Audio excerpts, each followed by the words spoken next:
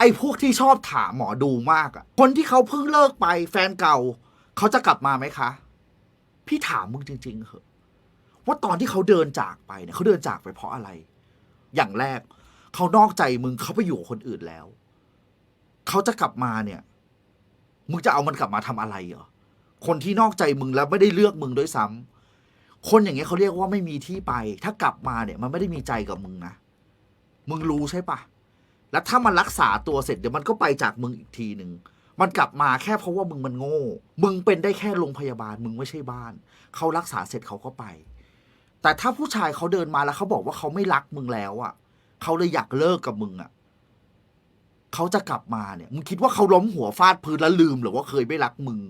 แล้วเพิ่งนึกขึ้นได้ตื่นแล้วนึกขึ้นได้เหรอว่ารักมึงขึ้นมาไม่ว่าจะด้วยเหตุผลอะไรก็ตาม